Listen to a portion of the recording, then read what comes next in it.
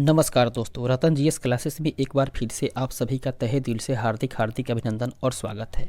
दोस्तों, समसामयिक घटना चक्र के पुस्तक में 8 खंडों में यह चतुर्थ खंड जिसका पूर्वावलोकन हम लोग कर रहे हैं और ये जो है वो भारतीय राज्य व्यवस्था एवं शासन का किताब है। दोस्तों, इस पुस्तक में अभी तक हम लोगों ने कुल मिलाकर के 17 अध्याय को हम लोग कंप्लीट कर चुके हैं और इस वीडियो में हम लोग 18वें अध्याय के बारे में जानकारी प्राप्त करेंगे। एक बार इसके अनुक्रमणिका को देखें तो दोस्तों 1 से लेकर के हम लोग 17 अध्याय तक हम लोग कंप्लीट कर चुके हैं, अर्थात उपराष्ट्रपति तक के बारे में हम लोग जानकारी प्राप्त कर चुके हैं। और इस वीडियो में हम लोग जानकारी प्राप्त करेंगे केंद्रीय मंत्री परिषद के बारे में, जो कि 18वां अध्याय होगा। दोस्तों, बिना विलंब किए हुए हम लोग सबसे पहले बढ़ते हैं अपने अध्याय की ओर, जो कि केंद्रीय मंत्री परिषद से संबंधित है। इसके प्रश्न कोश को देखने से पहले सबसे पहले हम लोग देखते हैं केंद्रीय मंत्री परिषद से संबंधित कुछ नोट्स के बारे में। दोस्तों, इसका नोट्स जो है वो कह रहा है, केंद्रीय मंत्री परिषद में प्रधानमंत्री, कैबिनेट मंत्री, राज्य मंत्री तथा उप मंत्री शामिल होते हैं। अनुच्छेद 74(1) के अनुसार राष्ट्रपति को सहायता और सलाह देने के लिए एक मंत्री परिषद होगी, जिसका प्रधानमंत्री होगा। दोस्तों, अगला पॉइंट जो है वो कह रहा है, राष्ट्रपति अपने कृतियों का प्रयोग करने में मंत्री परिषद की सलाह से कार्य करेगा। 42वें संविधान संशोधन अधिनियम 1976 के द्वारा शामिल। दोस्तों, परंतु राष्ट्रपति मंत्री परिषद से ऐसी सलाह पर साधारणतया या अन्यथा पुनर्विचार करने की अपेक्षा कर सकेगा और राष्ट्रपति ऐसे पुनर्विचार के पश्चात दी गई सलाह के अनुसार कार्य करेगा। 44वें संविधान संशोधन अधिनियम 1978 के द्वारा शामिल। दोस्तों, इसके बाद अनुच्छेद 74(2) जो है वो कह रहा है, अनुच्छेद 74 का 2 के अनुसार इस प्रश्न की किसी न्यायालय में जांच नहीं की जाएगी कि क्या मंत्रियों ने राष्ट्रपति को कोई सलाह दी और यदि दी तो क्या दी। अनुच्छेद 75(1) के अनुसार प्रधानमंत्री की नियुक्ति राष्ट्रपति करेगा और अन्य मंत्रियों की नियुक्ति राष्ट्रपति प्रधानमंत्री की सलाह से करेगा। अनुच्छेद 75(1) का उपखंड क के अनुसार मंत्री परिषद में प्रधानमंत्री सहित मंत्रियों की कुल संख्या लोकसभा के सदस्यों की कुल संख्या के 15% से अधिक नहीं होगी। दोस्तों, संविधान जो कि 91वां संविधान संशोधन अधिनियम 2003 के द्वारा उपयुक्त प्रावधान को संविधान में शामिल किया गया। अनुच्छेद 75(2) के अनुसार मंत्री राष्ट्रपति के प्रसाद पर्यंत अपना पद धारण करते हैं। अनुच्छेद 75(3) के अनुसार मंत्री परिषद लोकसभा के प्रति सामूहिक रूप से उत्तरदायी होती है। संविधान में मंत्रिमंडल शब्द का प्रयोग केवल अनुच्छेद 352 के खंड 3 में किया गया है। कैबिनेट या मंत्रिमंडल प्रधानमंत्री सहित कैबिनेट स्तर पर मंत्रियों की परिषद होती है। मंत्रीय उत्तरदायित्व के कारण अधिकारी अमानता के सिद्धांत से संरक्षित रहते हैं और अधिकारियों के द्वारा किए गए कार्यान्वयन की जिम्मेवारी अंतिम रूप से मंत्री की होती है। केंद्रीय कैबिनेट सचिवालय सीधे मंत्रियों के अधीन होता है। इसका प्रशासनिक प्रमुख कैबिनेट सचिव होता है, जो सिविल सर्विसेज बोर्ड का पदेन अध्यक्ष भी होता है। अनुच्छेद 75(5) के अनुसार कोई मंत्री जो निरंतर 6 माह की अवधि अर्थात 6 माह की किसी अवधि तक संसद के किसी सदन का सदस्य नहीं है, उस अवधि की समाप्ति पर मंत्री नहीं रहेगा। प्रधानमंत्री तथा अन्य मंत्रियों को शपथ राष्ट्रपति दिलवाता है। दोस्तों, प्रधानमंत्री अपना त्यागपत्र राष्ट्रपति को देता है। संघीय मंत्रिमंडल की बैठक की अध्यक्षता प्रधानमंत्री करता है। अनुच्छेद 78 के अनुसार प्रधानमंत्री राष्ट्रपति को ऐसी सूचना देगा जो संघीय प्रशासन तथा विधान के बारे में उसके द्वारा मांगी जाए। दोस्तों, इसके अगले पॉइंट को देखें, जो कि कह रहा है, 15 अगस्त 1947 ईस्वी को केंद्र में मंत्रालयों की संख्या 18 थी और वर्तमान में केंद्र में मंत्रालयों की कुल संख्या जो है वो 51 हो चुकी है।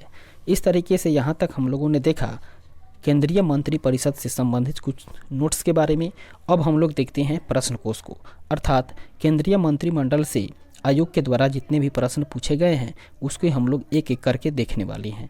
पहला प्रश्न कह रहा है, निम्नलिखित कथनों पर विचार कीजिए और नीचे दिए गए कूट से सही उत्तर का चुनाव कीजिए। सबसे पहले हम लोग देखते हैं इसके पॉइंट को, जो कि पहला पॉइंट कह रहा है, संघ की कार्यपालिका शक्ति प्रधानमंत्री में निहित है। इसके बाद में दूसरा पॉइंट कह रहा है प्रधानमंत्री की नियुक्ति राष्ट्रपति द्वारा की जाती है, ये कथन बिल्कुल सत्य है। अगला है प्रधानमंत्री मंत्री परिषद के प्रधान होता है, ये कथन भी बिल्कुल सत्य है। इसके बाद में चौथा कथन जो कि कह रहा है यह आवश्यक नहीं कि नियुक्ति के समय प्रधानमंत्री संसद के किसी सदन का सदस्य हो, जो कि बिल्कुल सत्य कथन है। इस तरीके से इसका राइट आंसर हो जाएगा ऑप्शन नंबर सी, अर्थात 2, 3 और 4 जो कथन है वो बिल्कुल सही है। इसका सही आंसर होगा ऑप्शन नंबर सी, अर्थात 2, 3 और 4 जो कथन है वो बिल्कुल सही है। इस तरीके से इसके डिस्क्रिप्शन को देखें जो कि कह रहा है भारतीय संविधान के अनुच्छेद 53(1) के अनुसार संघ की कार्यपालिका शक्ति राष्ट्रपति में निहित होगी और वह इसका प्रयोग संविधान के अनुसार स्वयं या अपने अधीनस्थ अधिकारियों द्वारा करेगा। अनुच्छेद 74(1) के तहत प्रधानमंत्री मंत्रिपरिषद का प्रधान होता है। अनुच्छेद 75(1) के अनुसार प्रधानमंत्री की नियुक्ति राष्ट्रपति द्वारा होती है। अनुच्छेद 75(5) के प्रावधान के तहत कोई भी व्यक्ति यदि संसद सदस्य नहीं है तो भी वह प्रधानमंत्री बन सकता है या मंत्रिपरिषद में शामिल हो सकता है, लेकिन 6 माह के भीतर उसे सदन की सदस्यता अवश्य लेनी होगी। इस तरीके से आगे बढ़ते हैं और देखते हैं अगले प्रश्न को। दूसरा प्रश्न जो कि कह रहा है भारत के प्रधानमंत्री के विषय में निम्नलिखित कथनों में से कौन सा कथन सही है। दोस्तों इसका राइट आंसर हो जाएगा ऑप्शन नंबर डी, अर्थात प्रधानमंत्री मंत्रिपरिषद का वास्तविक नेता होता है। इसका डिस्क्रिप्शन जो कि कह रहा है भारत के संविधान के अनुच्छेद 74(1) में स्पष्ट उल्लेख है कि राष्ट्रपति को सहायता और सलाह देने के लिए एक मंत्रिपरिषद होगा जिसका प्रधान प्रधानमंत्री होगा। राष्ट्रपति अनिवार्यतः ऐसे व्यक्ति को प्रधानमंत्री नियुक्त करता है जो उस दल का नेता है जिसका लोकसभा में बहुमत है, या ऐसे व्यक्ति जो अन्य राजनीतिक दलों का समर्थन प्राप्त करके लोकसभा में विश्वास मत प्राप्त कर लेगा। दोस्तों अगला पॉइंट जो है वो कह रहा है अन्य सभी मंत्री राष्ट्रपति द्वारा प्रधानमंत्री की सलाह पर नियुक्त किए जाते हैं। अनुच्छेद 75(3) के तहत मंत्रिपरिषद प्रधानमंत्री सहित बात करें तो लोकसभा के प्रति सामूहिक रूप से उत्तरदायी होती है। प्रधानमंत्री व्यवहार में राष्ट्रपति के माध्यम से किसी भी मंत्री को बर्खास्त कर सकता है। व्यवहार में प्रधानमंत्री मंत्रिपरिषद का वास्तविक नेता होता है। इस तरीके से हम लोग इसका सही आंसर ऑप्शन नंबर डी को सही करेंगे। आगे बढ़ते हैं, नेक्स्ट क्वेश्चन को देखते हैं। तीसरा नंबर प्रश्न जो कि कह रहा है भारत का प्रधानमंत्री डैश होता है। दोस्तों भारत का प्रधानमंत्री जो है वो नियुक्त होता है, अर्थात उसकी नियुक्ति होती है। ऑप्शन नंबर डी इसका राइट आंसर होगा। इसके डिस्क्रिप्शन को हम लोग ऊपर के प्रश्न में देख चुके हैं। अब देखते हैं चौथे नंबर प्रश्न को जो कि कह रहा है भारत का प्रधानमंत्री मुख्य है। दोस्तों भारत का प्रधानमंत्री जो है वो केंद्र सरकार का मुख्य है। ऑप्शन नंबर बी इसका राइट आंसर होगा। बात करें दोस्तों भारतीय संविधान के अनुच्छेद 74(1) के अनुसार तो राष्ट्रपति को सहायता और सलाह देने के लिए एक मंत्रिपरिषद होगी जिसका प्रधान प्रधानमंत्री होगा और राष्ट्रपति अपने कृतियों का प्रयोग करने में ऐसी सलाह के अनुसार कार्य करेगा। इस प्रकार भारत का प्रधानमंत्री केंद्रीय सरकार का व्यवहारिक प्रमुख होता है। वस्तुतः यह लोकसभा में बहुमत प्राप्त दल या गठबंधन का नेता होता है। इस तरीके से आगे बढ़ेंगे। नेक्स्ट क्वेश्चन 5 नंबर प्रश्न कह रहा है भारतीय संविधान के अनुच्छेद 78 में प्रावधान है दायित्वों का प्रधानमंत्री के, अर्थात भारतीय संविधान के अनुच्छेद 78 में प्रधानमंत्री के दायित्वों का प्रावधान है। ऑप्शन नंबर डी इसका राइट आंसर हो जाएगा। इसके डिस्क्रिप्शन को देखें जो कि कह रहा है भारतीय संविधान के अनुच्छेद 78 में प्रधानमंत्री के दायित्वों का प्रावधान है जिसके तहत प्रधानमंत्री का यह कर्तव्य होगा कि वह संघ के कार्यकलाप के प्रशासन संबंधी और विधान विषयक प्रस्थापनाओं संबंधी मंत्रिपरिषद के सभी विनिश्चय राष्ट्रपति को संसूचित करे।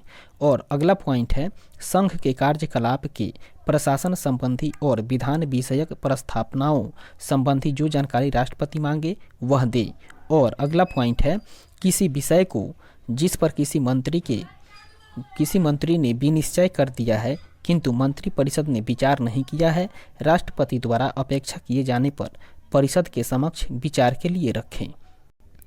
इसके बाद में छठे नंबर प्रश्न को देखें जो कि कह रहा है कैबिनेट का तात्पर्य है। दोस्तों कैबिनेट का तात्पर्य है कैबिनेट स्तर के मंत्री से। ऑप्शन नंबर बी इसका राइट आंसर होगा। इसके डिस्क्रिप्शन को देखें जो कि कह रहा है कैबिनेट या मंत्रिमंडल प्रधानमंत्री सहित कैबिनेट स्तर की मंत्रियों की परिषद होती है, जबकि मंत्री परिषद में प्रधानमंत्री एवं कैबिनेट स्तर के मंत्रियों सहित राज्य मंत्री एवं उपमंत्री भी शामिल होते हैं। मंत्रिमंडल का उल्लेख मात्र अनुच्छेद 352 में 44वें संविधान संशोधन के तहत किया गया है। इस तरीके से आगे बढ़ते हैं। 7वें नंबर प्रश्न को देखें, जो कि कह रहा है कैबिनेट में सम्मिलित होते हैं। दोस्तों, कैबिनेट में सम्मिलित होते हैं केवल कैबिनेट मंत्री। ऑप्शन नंबर बी इसका राइट आंसर होगा। इसके डिस्क्रिप्शन को हम लोग ऊपर के प्रश्न में देख चुके हैं।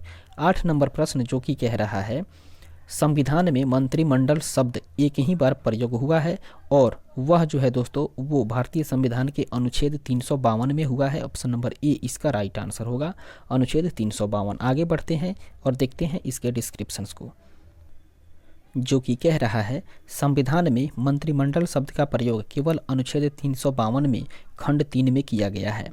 दोस्तों, इसके अनुसार राष्ट्रपति आपातकाल की उद्घोषणा तभी कर सकेगा जब संघ या मंत्रिमंडल उसे लिखित रूप से ऐसा संसूचित करे। 44वें संविधान संशोधन अधिनियम 1978 से उपबंधित। दोस्तों, ध्यातव्य है कि अनुच्छेद 352 का खंड 3 में मंत्रिमंडल शब्द का उल्लेख 2 बार हुआ है। इसके बाद आगे बढ़ते हैं। 9वें नंबर प्रश्न को देखें, जो कि कह रहा है संघ सरकार के संदर्भ में निम्नलिखित कथनों पर विचार करना है। दोस्तों, संघ सरकार के संदर्भ में पहला कथन जो है वो कह रहा है एन गोपालस्वामी अयंगर समिति ने सुझाव दिया था कि किसी मंत्री और किसी सचिव को प्रशासनिक सुधार करने और उसे बढ़ावा देने के लिए पूर्णतः नामित किया जाना चाहिए। अगला कथन जो है दोस्तों वो दूसरा कथन कह रहा है प्रशासनिक सुधार आयोग 1966 के संस्तुति के आधार पर वर्ष 1970 में कार्मिक विभाग का गठन किया जाएगा और इसे प्रधानमंत्री के प्रभार के अधीन रखा गया है। ये कथन बिल्कुल सत्य है। इस तरीके से कह रहा है दोनों कथनों में से कौन सा कथन सही है, तो इसका राइट आंसर हो जाएगा ऑप्शन नंबर बी, अर्थात केवल कथन 2 जो है वो सही है। इस तरीके से आगे बढ़ते हैं और देखते हैं इसके डिस्क्रिप्शंस को। इस तरीके से इसका जो है वो कह रहा है एन गोपालस्वामी अयंगर संविधान सभा की प्रारूप समिति के एक सदस्य थे जिन्होंने 1950 ईस्वी में अपनी रिपोर्ट केंद्र सरकार की मशीनरी का पुनर्गठन में मंत्रियों के समूह अर्थात ब्यूरो बनाए जाने, क्रमिकों की क्षमताओं में सुधार तथा एक संगठन एवं प्रक्रियाएं प्रभाग की स्थापना की अनुशंसा की थी और इस प्रकार प्रश्नगत कथन जो है वो एक सही नहीं है। आगे बढ़ते हैं और देखते हैं अगले पॉइंट को, जो कि कह रहा है प्रशासनिक सुधार आयोग 1966 ईस्वी ने 1969 ईस्वी में भारत सरकार की मशीनरी पर अपनी रिपोर्ट में प्रधानमंत्री के प्रत्यक्ष प्रभार के तहत एक पृथक कार्मिक विभाग के गठन की अनुशंसा की थी। तदनुसार अगस्त 1970 ईस्वी में एक कार्मिक विभाग का गठन कैबिनेट सचिवालय के तहत किया गया, जो कि प्रधानमंत्री के ही प्रभार में होता है। फरवरी 1973 ईस्वी में इसे कार्मिक और प्रशासनिक सुधार विभाग के रूप में परिवर्तित किया गया तथा अप्रैल 1977 ईस्वी में इस विभाग को कैबिनेट सचिवालय से हटाकर गृह मंत्रालय के तहत लाया गया। दोस्तों, वहीं बात करें जनवरी 1985 ईस्वी में, तो जनवरी 1985 ईस्वी में इस विभाग को गृह मंत्रालय से स्थानांतरित करके प्रधानमंत्री के स्वतंत्र प्रभार के तहत कर दिया गया और मार्च 1985 ईस्वी में इसे कार्मिक एवं प्रशिक्षण, प्रशासनिक सुधार, लोक शिकायतें और पेंशन मंत्रालय में परिवर्तित कर दिया गया, जिसका समग्र प्रभार प्रधानमंत्री के तहत ही होता है। इस तरीके से आगे बढ़ते हैं और देखते हैं अगले प्रश्न को। तो इस तरीके से 10 नंबर प्रश्न कह रहा है संघ सरकार के संदर्भ में निम्नलिखित कथनों पर विचार कीजिए। दोस्तों, पहला कथन जो है वो कह रहा है कैबिनेट सचिव की सलाह पर प्रधानमंत्री द्वारा भारत सरकार के मंत्रालयों या विभागों का सृजन किया जाता है। और दूसरा कथन कह रहा है हर एक मंत्रालय को प्रधानमंत्री की सलाह पर भारत के राष्ट्रपति द्वारा किसी मंत्री को प्रदान किया जाता है। तो इस तरीके से कथन 2 जो है वो सत्य है। इसका राइट आंसर हो जाएगा ऑप्शन नंबर बी, अर्थात केवल 2 कथन जो है वो इसका सही आंसर होगा, अर्थात कथन 2 जो है वो सत्य है। देखते हैं इसके डिस्क्रिप्शन को, जो कि कह रहा है कैबिनेट सचिव कैबिनेट सचिवालय का प्रमुख होता है, जो सिविल सर्विसेज बोर्ड का पदेन अध्यक्ष भी होता है। मंत्रालयों की विभिन्न गतिविधियों के बारे में एवं कार्य संचालन संबंधी नियमों के बारे में जानकारी प्राप्त करना इसका कार्य होता है। भारत सरकार कार्य आवंटन नियम 1961 के तहत सरकार के मंत्रालय या विभाग राष्ट्रपति द्वारा प्रधानमंत्री की सलाह पर सृजित किए जाते हैं। प्रधानमंत्री की सलाह पर भारत के राष्ट्रपति द्वारा किसी मंत्री को नियुक्त किया जाता है तथा मंत्रालयों या विभागों का बंटवारा भी राष्ट्रपति प्रधानमंत्री की सलाह से करता है। इस प्रकार से कथन एक जो है वो गलत है और कथन 2 सही है, तो इस तरीके से इसका सही आंसर होगा ऑप्शन नंबर बी। आगे बढ़ते हैं, अगले प्रश्न को देखते हैं। 11वें नंबर प्रश्न जो कि कह रहा है, संसदीय शासन में वास्तविक कार्यपालिका शक्ति किसके पास होती है? इसका राइट आंसर हो जाएगा प्रधानमंत्री के पास होती है, ऑप्शन नंबर बी इसका सही आंसर होगा। इसके डिस्क्रिप्शन को देखें जो कि कह रहा है, भारतीय संविधान के अनुसार प्रधानमंत्री का पद बहुत महत्वपूर्ण है। दोस्तों, संसदीय व्यवस्था में राष्ट्रपति केवल नाम मात्र का कार्यकारी प्रमुख होता है तथा वास्तविक कार्यकारी शक्तियां प्रधानमंत्री के पास होती है। अनुच्छेद 74(1) के अनुसार राष्ट्रपति को सहायता और सलाह देने के लिए एक मंत्री परिषद होगी जिसका प्रधान प्रधानमंत्री होगा और राष्ट्रपति अपने कृतियों का प्रयोग करने में ऐसी सलाह के अनुसार कार्य करेगा। आगे बढ़ते हैं, अगले प्रश्न को देखें। 12वें नंबर प्रश्न जो कि कह रहा है, निम्नलिखित कथनों पर विचार करिए। पहला कथन कह रहा है दोस्तों, राष्ट्रपति भारत सरकार का कार्य अधिक सुविधापूर्वक किए जाने के लिए और मंत्रियों में उक्त कार्य के आवंटन के लिए नियम बनाएगा, जो कि बिल्कुल सत्य कथन है। दूसरा कथन कह रहा है, भारत सरकार की समस्त कार्यपालक कार्यवाहियाँ प्रधानमंत्री के नाम से की हुई कही जाएगी। दोस्तों, इस तरीके से इस क्वेश्चन का सही आंसर हो जाएगा दोस्तों ऑप्शन नंबर ए, अर्थात केवल एक जो ऑप्शन है, कथन जो एक है वो बिल्कुल सत्य है। इस तरीके से इसके डिस्क्रिप्शन को देखते हैं जो कि कह रहा है, भारतीय संविधान के अनुच्छेद 77(1) के अनुसार भारत सरकार की समस्त कार्यपालिका कार्यवाही राष्ट्रपति के नाम से की हुई कही जाएगी। अनुच्छेद 77(3) के अनुसार राष्ट्रपति भारत सरकार का कार्य अधिक सुविधापूर्वक किए जाने के लिए और मंत्रियों में उक्त कार्य के आवंटन के लिए नियम बनाएगा। इस प्रकार उपयुक्त कथनों में से केवल कथन एक जो है वो सत्य है। नेक्स्ट क्वेश्चन देखते हैं। 13 नंबर प्रश्न जो कि कह रहा है, यदि भारत के प्रधानमंत्री संसद के उच्च सदन के सदस्य हों तो वे अविश्वास प्रस्ताव की स्थिति में अपने पक्ष में वोट नहीं दे सकेंगे। इसका राइट आंसर होगा ऑप्शन नंबर ए, अर्थात यदि भारत के प्रधानमंत्री संसद के उच्च सदन के सदस्य हैं तो वे अविश्वास प्रस्ताव की स्थिति में अपने पक्ष में वोट नहीं दे सकेंगे। इस तरीके से इसका सही आंसर होगा ऑप्शन नंबर ए। देखते हैं इसके डिस्क्रिप्शन को जो कि कह रहा है, प्रधानमंत्री या मंत्री परिषद का कोई सदस्य जो किसी भी सदन का सदस्य है वह वहां बोल सकता है, मतदान कर सकता है, किंतु वह जिस सदन का सदस्य नहीं है वहां बोल तो सकता है किंतु मतदान में भाग नहीं ले सकता है। अविश्वास प्रस्ताव मंत्री परिषद में लोकसभा के विश्वास के निर्धारण हेतु लोकसभा में ही लाया जाता है। अतः यदि भारत के प्रधानमंत्री सदन के उच्च सदन के सदस्य हैं, भारत के प्रधानमंत्री संसद के उच्च सदन के सदस्य हैं तो वे अविश्वास प्रस्ताव की स्थिति में अपना वोट नहीं दे सकेंगे। यदि अविश्वास प्रस्ताव लोकसभा में पारित हो जाए तो मंत्रिपरिषद को त्यागपत्र देना पड़ेगा। इस तरीके से आगे बढ़ते हैं। 14वें नंबर प्रश्न को देखें जो कि कह रहा है, भारतीय संविधान के निम्नलिखित प्रावधानों में से कौन सा प्रावधान मंत्रिपरिषद की नियुक्ति तथा पदच्युति को विवेचित करता है? इसका सही आंसर होगा दोस्तों अनुच्छेद 75, ऑप्शन नंबर डी इसका राइट आंसर हो जाएगा। इसके डिस्क्रिप्शन को देखें जो कि कह रहा है, भारतीय संविधान का अनुच्छेद 75 मंत्रिपरिषद की नियुक्ति एवं पदच्युति को विवेचित करता है।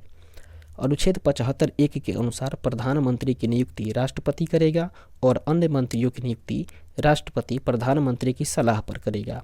अनुच्छेद 75(2) के अनुसार मंत्री राष्ट्रपति के प्रसाद पर्यंत पद धारण करेंगे। इस तरीके से आगे बढ़ते हैं और देखते हैं 15वें नंबर प्रश्न को जो कि कह रहा है, आमतौर पर भारत के प्रधानमंत्री होते हैं। दोस्तों, आमतौर पे भारत के प्रधानमंत्री लोकसभा के सदस्य होते हैं। ऑप्शन नंबर बी इसका राइट आंसर होगा। इसके डिस्क्रिप्शन को देखें जो कि कह रहा है, संविधान के अनुसार प्रधानमंत्री दोनों सदनों में से किसी का भी सदस्य हो सकता है। आमतौर पर वह लोकसभा का सदस्य होता है क्योंकि लोकसभा जनता के द्वारा प्रत्यक्ष रूप से निर्वाचित निकाय है और वह लोकतांत्रिक ढंग से निर्वाचित सरकार का प्रतिनिधित्व करता है। फिर भी राज्यसभा से प्रधानमंत्री बनाए जाने पर कोई प्रतिबंध नहीं है, लेकिन ज़्यादा लोकतांत्रिक यही है कि वह लोकसभा का सदस्य हो। 16 नंबर प्रश्न कह रहा है, भारत के प्रधानमंत्री की नियुक्ति के समय दोस्तों जरूरी नहीं है कि वह संसद के दोनों सदनों में से एक का आवश्यक रूप से सदस्य हो, परंतु उसे 6 माह के अंदर आवश्यक रूप से दोनों सदनों में से एक सदन का सदस्य हो जाना चाहिए। तो इस तरीके से इसका सही आंसर होगा ऑप्शन नंबर ए। आगे बढ़ते हैं, इसके डिस्क्रिप्शन को देखें जो कि कह रहा है, राष्ट्रपति द्वारा उस व्यक्ति को प्रधानमंत्री नियुक्त किया जाता है जिसे लोकसभा में बहुमत प्राप्त दल या गठबंधन के द्वारा अपना नेता चुना जाता है। प्रधानमंत्री की नियुक्ति के समय उसका किसी सदन का सदस्य होना आवश्यक नहीं है, किंतु अनुच्छेद 75(5) के प्रावधान के तहत प्रधानमंत्री पद पर नियुक्त किए जाने के 6 माह के भीतर उसे किसी एक सदन, लोकसभा का या राज्यसभा का सदस्य बन जाना आवश्यक होगा, अन्यथा 6 माह के बाद वह अपने पद पर नहीं बना रह पाएगा। आगे बढ़ते हैं, 17 नंबर प्रश्न को देखें जो कि कह रहा है, भारत का प्रधानमंत्री बनने के लिए न्यूनतम आयु कितनी होनी चाहिए। दोस्तों, भारत का प्रधानमंत्री बनने के लिए न्यूनतम आयु की बात करें तो 25 वर्ष होना चाहिए। ऑप्शन नंबर बी इसका राइट आंसर होगा। इसके डिस्क्रिप्शन को देखें जो कि कह रहा है, भारतीय संविधान के अनुच्छेद 75(1) के अनुसार राष्ट्रपति प्रधानमंत्री की नियुक्ति करेगा।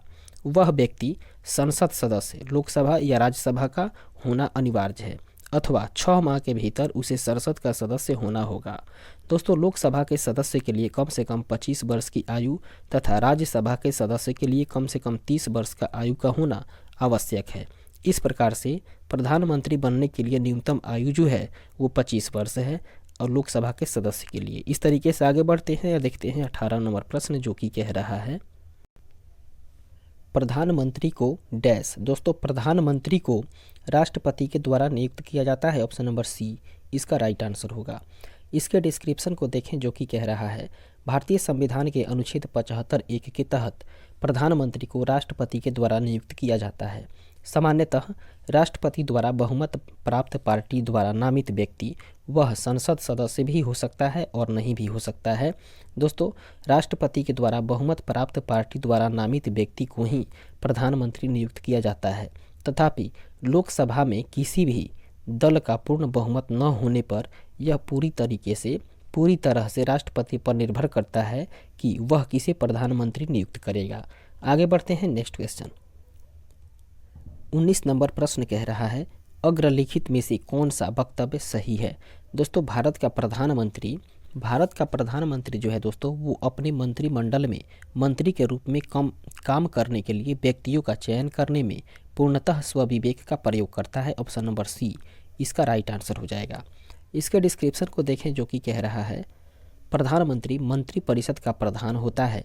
उसे अपने सहयोगी के रूप में ऐसे व्यक्तियों को चुनने का पूर्ण अधिकार है जो उसके साथ मिलकर कार्य कर सके। इस प्रकार मंत्रियों के चयन में वह स्वविवेक का प्रयोग करता है। वह संसद के बाहर के व्यक्ति को भी मंत्री बना सकता है, परंतु उस मंत्री को 6 माह के अंदर संसद सदस्य बनना अनिवार्य है। ऐसा न होने पर उसे 6 माह के पश्चात मंत्री पद से विमुक्त हो जाना पड़ता है। ये बात कही गई है अनुच्छेद 75(5) के तहत। आगे बढ़ते हैं और देखते हैं अगले प्रश्न को। 20 नंबर प्रश्न जो कि कह रहा है, जो व्यक्ति संसद का सदस्य नहीं है केंद्रीय मंत्री रह सकता है। दोस्तों, जो व्यक्ति संसद का सदस्य नहीं है वह केंद्रीय मंत्री रह सकता है 6 महीनों तक। ऑप्शन नंबर बी इसका राइट आंसर होगा। इसके डिस्क्रिप्शन को हम लोग ऊपर के प्रश्न में देख चुके हैं। आगे बढ़ते हैं 21 नंबर प्रश्न जो कि कह रहा है, भारत में वह मंत्री जो संसद के सदनों में से किसी सदन का भी सदस्य नहीं है उसे मंत्री के पद से मुक्त हो जाना पड़ता है। दोस्तों, 6 महीने के बाद ही मंत्री पद से मुक्त हो जाना पड़ता है। ऑप्शन नंबर ए इसका राइट आंसर होगा और इसके डिस्क्रिप्शन को हम लोग ऊपर के प्रश्न में देख चुके हैं। इस तरीके से आगे बढ़ते हैं 22 नंबर प्रश्न जो कि कह रहा है, भारत की संसद के संबंध में निम्नलिखित में से कौन सा कथन सही नहीं है। दोस्तों, जो कथन गलत है अर्थात जो सही नहीं है उसके बारे में बात करें तो वो है दोस्तों, मंत्रिमंडल की सदस्यता निम्न सदन तक सीमित है। ऑप्शन नंबर सी इसका राइट आंसर होगा। आगे बढ़ते हैं और देखते हैं इसके डिस्क्रिप्शंस को जो कि कह रहा है, कथन सी गलत है क्योंकि मंत्रिमंडल का सदस्य निम्न सदन लोकसभा के साथ साथ उच्च सदन अर्थात राज्यसभा का भी हो सकता है। यहाँ तक कि संसद के दोनों सदनों के बाहर का व्यक्ति भी मंत्रिमंडल का सदस्य हो सकता है, परंतु उसे 6 माह के भीतर संसद के किसी सदन का सदस्य बनना होगा। इस तरीके से आगे बढ़ते हैं और देखते हैं अगले प्रश्न को। 23 नंबर प्रश्न जो कि कह रहा है, भारत का प्रधानमंत्री किसके प्रति जवाबदेह है? दोस्तों, भारत का प्रधानमंत्री जो है वो लोकसभा के प्रति जवाबदेह है। ऑप्शन नंबर सी इसका राइट आंसर होगा। इस तरीके से आगे बढ़ते हैं और देखते हैं इसके डिस्क्रिप्शन को, जो कि कह रहा है, भारतीय संविधान के अनुच्छेद 75(3) के तहत मंत्रिपरिषद सामूहिक रूप से लोकसभा के प्रति उत्तरदायी होता है। चूंकि मंत्रिपरिषद का प्रधानमंत्री होता है, इसलिए ही प्रधानमंत्री भी लोकसभा के प्रति ही जवाबदेह है। आगे बढ़ते हैं, नेक्स्ट क्वेश्चन को देखते हैं। 24 नंबर प्रश्न जो कि कह रहा है, मंत्रिपरिषद सामूहिक रूप से उत्तरदायी होता है। अब बात करें दोस्तों मंत्रिपरिषद के बारे में, तो मंत्रिपरिषद जो है वो सामूहिक रूप से जवाबदेही होता है या उत्तरदायी होता है लोकसभा के प्रति। उसके बाद में दोस्तों एक संवैधानिक बाध्यता के अंतर्गत, और इसके बाद में बात करें तो दोस्तों अनुच्छेद 75(3) के अनुसार, अर्थात ये 1, 2 और 3 जो कथन है वो बिल्कुल सत्य है। तो इस तरीके से इसके ऑप्शन को देखें तो ऑप्शन नंबर बी इसका राइट आंसर हो जाएगा।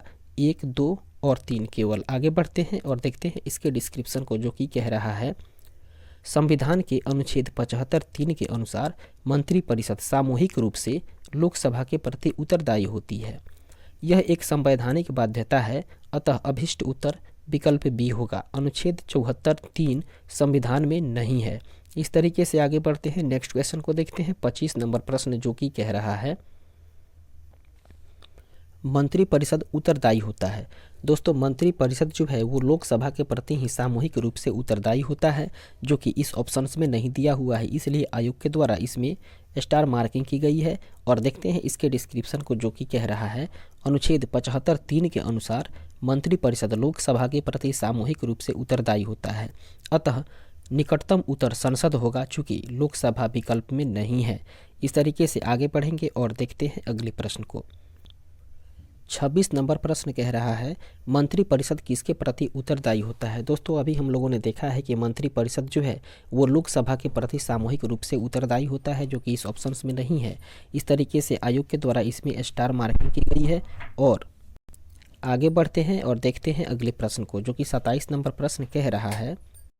27 नंबर प्रश्न कह रहा है, मंत्रिपरिषद सामूहिक रूप से निम्न में से किसके प्रति उत्तरदायी है? दोस्तों इसका राइट आंसर हो जाएगा ऑप्शन नंबर डी, अर्थात लोकसभा के प्रति उत्तरदायी है। इसके डिस्क्रिप्शन को हम लोग ऊपर के प्रश्न में देख चुके हैं।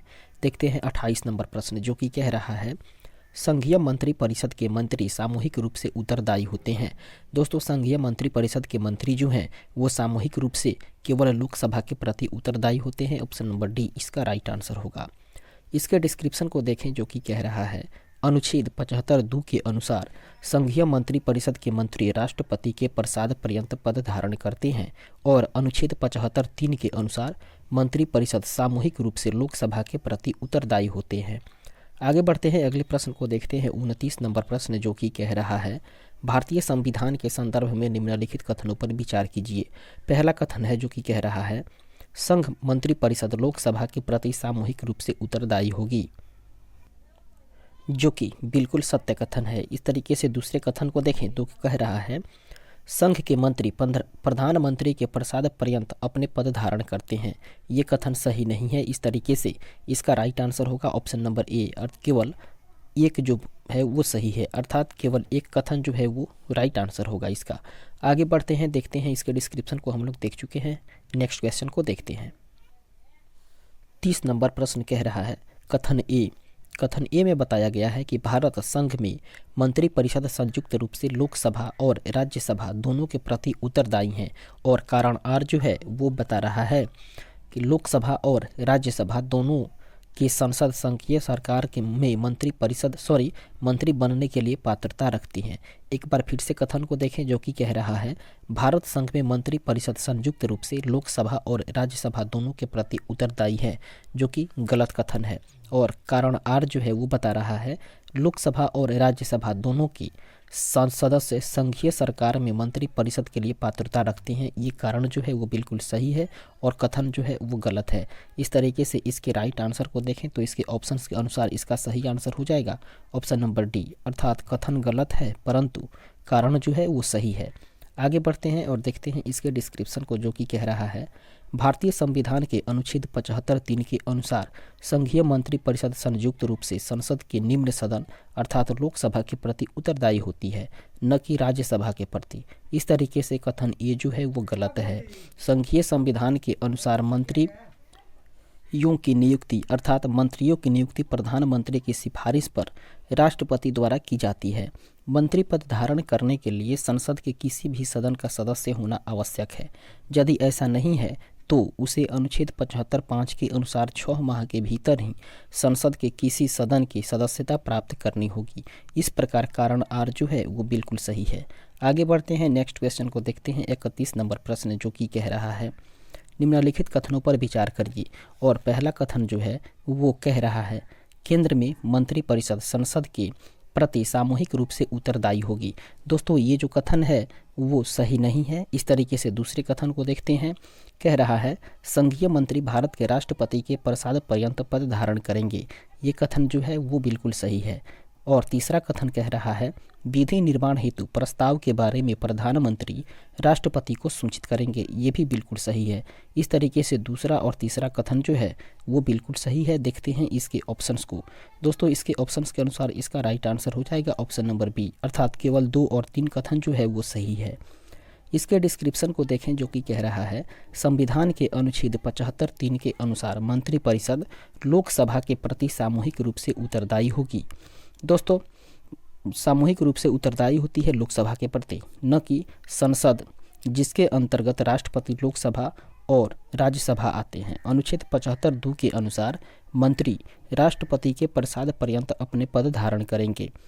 अनुच्छेद 78 क के अनुसार प्रधानमंत्री का यह कर्तव्य है कि वह संघ के कार्यपालक के प्रशासन संबंधी और विधान विषयक प्रस्थापनाओं संबंधी मंत्रिपरिषद के सभी विनिश्चय राष्ट्रपति को संसूचित करेगा। 32 नंबर प्रश्न कह रहा है निम्नलिखित में से किसका भारत के संविधान में तो स्पष्ट उल्लेख नहीं है पर परिपाटी के रूप में पालन किया जाता है। दोस्तों इसका राइट आंसर हो जाएगा प्रधानमंत्री यदि निम्न सदन में बहुमत खो दे तो उसे त्यागपत्र दे देना चाहिए। इसका राइट आंसर होगा ऑप्शन नंबर बी। देखते हैं इसके डिस्क्रिप्शन को, जो कि कह रहा है प्रधानमंत्री यदि निम्न सदन अर्थात लोकसभा में बहुमत खो दे तो वह त्यागपत्र देता है। इसका संविधान में कोई उल्लेख नहीं है, किंतु निम्न सदन के प्रति मंत्रिपरिषद के सामूहिक उत्तरदायित्व की व्याख्या अनुच्छेद 75(3) के कारण ही यह परंपरा है कि वह बहुमत खोते ही त्यागपत्र दे देता है। इस तरीके से आगे बढ़ते हैं, नेक्स्ट क्वेश्चन को देखते हैं। 33 नंबर प्रश्न, जो कि कह रहा है भारतीय राजनीतिक व्यवस्था में कार्यपालिका डैश के अधीन रहकर कार्य करती है। अर्थात भारतीय राजनीतिक व्यवस्था में कार्यपालिका जो है वो विधायिका के अधीन रह करके कार्य करती है। ऑप्शन नंबर बी इसका राइट आंसर होगा, विधायिका। आगे बढ़ते हैं, देखते हैं इसके डिस्क्रिप्शन को, जो कि कह रहा है भारत में संसदात्मक शासन प्रणाली अपनाई गई है। भारतीय राजनीतिक व्यवस्था में कार्यपालिका विधायिका के अधीन रहकर कार्य करती है, क्योंकि राजनीतिक कार्यपालिका का गठन विधायिका के सदस्यों में से होता है और कार्यपालिका जिसमें कि मंत्रिपरिषद होते हैं वे सामूहिक रूप से विधायिका अर्थात लोकसभा के प्रति उत्तरदायी होती हैं। इस तरीके से आगे बढ़ते हैं, नेक्स्ट क्वेश्चन। 34 नंबर प्रश्न कह रहा है निम्नलिखित में से कौन सा एक प्रस्ताव भारत के मंत्रिपरिषद रख सकती है। दोस्तों निम्नलिखित में से कौन सा एक प्रस्ताव भारत के मंत्रिपरिषद रख सकती है। इसका राइट आंसर हो जाएगा ऑप्शन नंबर डी, अर्थात विश्वास प्रस्ताव को मंत्रिपरिषद रख सकती है। आगे बढ़ते हैं और देखते हैं इसके डिस्क्रिप्शन को। इसका डिस्क्रिप्शन जो कि कह रहा है संसद में विश्वास प्रस्ताव अर्थात मोशन ऑफ कॉन्फिडेंस समर्थन प्रस्ताव के रूप में रहकर सरकार द्वारा रखा जाता है। इस प्रकार के प्रस्ताव को संसद अर्थात लोकसभा में ही स्वीकृत अथवा अस्वीकृत किया जाता है। सरकार विश्वास प्रस्ताव संसद अर्थात लोकसभा में भी तभी लाती है जब उसे लोकसभा में अपना बहुमत सिद्ध करना होता है। विश्वास प्रस्ताव प्रधानमंत्री या उसके मंत्रिपरिषद अथवा उसमें से कोई एक सदस्य रख सकता है, जबकि लोकसभा में सरकार के विरुद्ध अविश्वास प्रस्ताव विपक्ष के किसी सदस्य के द्वारा लगाया जाता है। लोकसभा में अविश्वास प्रस्ताव पारित हो जाने पर मंत्रिपरिषद को त्यागपत्र देना पड़ता है। भर्त्सना प्रस्ताव एवं स्थगन प्रस्ताव भी सामान्यतः विपक्ष के द्वारा ही लगाए जाते हैं। आगे बढ़ते हैं, देखते हैं 35 नंबर प्रश्न जो कि कह रहा है किस सदन के सदस्यों द्वारा बहुमत से किस सदन के सदस्यों द्वारा बहुमत से अविश्वास प्रस्ताव पास होने पर मंत्रिपरिषद को त्यागपत्र देना पड़ेगा? इसका राइट आंसर हो जाएगा लोकसभा के। ऑप्शन नंबर ए इसका सही आंसर होगा। अर्थात लोकसभा के सदस्यों के द्वारा बहुमत से अविश्वास प्रस्ताव पास होने पर मंत्रिपरिषद को त्यागपत्र देना पड़ेगा।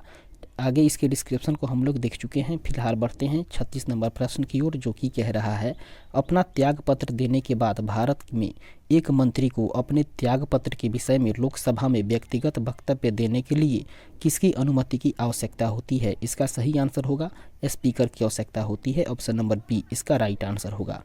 इस तरीके से आगे बढ़ते हैं और देखते हैं इसके डिस्क्रिप्शन को, जो कि कह रहा है लोकसभा के प्रक्रिया एवं संचालन संबंधी नियम 199 के अंतर्गत मंत्री को अपने त्यागपत्र के विषय में लोकसभा में व्यक्तिगत वक्तव्य देने के लिए स्पीकर लोकसभा अध्यक्ष की अनुमति की आवश्यकता होती है।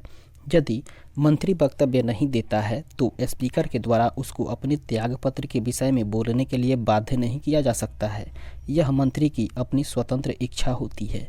इस तरीके से आगे बढ़ते हैं 37 नंबर प्रश्न को देखें, जो कि कह रहा है मंत्रिपरिषद के विरुद्ध अविश्वास प्रस्ताव लाने के लिए लोकसभा के सदस्यों की संख्या होनी चाहिए। इसका राइट आंसर हो जाएगा ऑप्शन नंबर सी, अर्थात 50 होनी चाहिए। दोस्तों, मंत्रिपरिषद के विरुद्ध अविश्वास प्रस्ताव लाने के लिए लोकसभा के सदस्यों की संख्या 50 होनी चाहिए। ऑप्शन नंबर सी इसका राइट आंसर होगा। आगे बढ़ते हैं और देखते हैं इसके डिस्क्रिप्शंस को, जो कि कह रहा है लोकसभा के प्रक्रिया एवं संचालन संबंधी नियम 198 के तहत मंत्रिपरिषद के विरुद्ध अविश्वास प्रस्ताव लाने के लिए लोकसभा के कम से कम 50 सदस्यों का समर्थन आवश्यक है। इस तरीके से आगे बढ़ते हैं 38 नंबर प्रश्न को देखते हैं, जो कि कह रहा है लोकसभा में मंत्रिपरिषद के विरुद्ध अविश्वास का प्रस्ताव लाने हेतु न्यूनतम सदस्यों की संख्या कितनी है? दोस्तों, न्यूनतम सदस्यों की संख्या जो है वो 50 होनी चाहिए। ऑप्शन नंबर डी इसका राइट आंसर होगा। इसके डिस्क्रिप्शन को हम लोग अभी ऊपर के प्रश्न में देखे हैं। फिलहाल नेक्स्ट क्वेश्चन को देखते हैं 39 नंबर प्रश्न, जो कि कह रहा है भारत में अविश्वास प्रस्ताव के विषय में निम्नलिखित कथनों पर विचार कीजिए। दोस्तों, पहला कथन जो है वो कह रहा है भारत के संविधान में किसी अविश्वास प्रस्ताव का कोई उल्लेख नहीं है।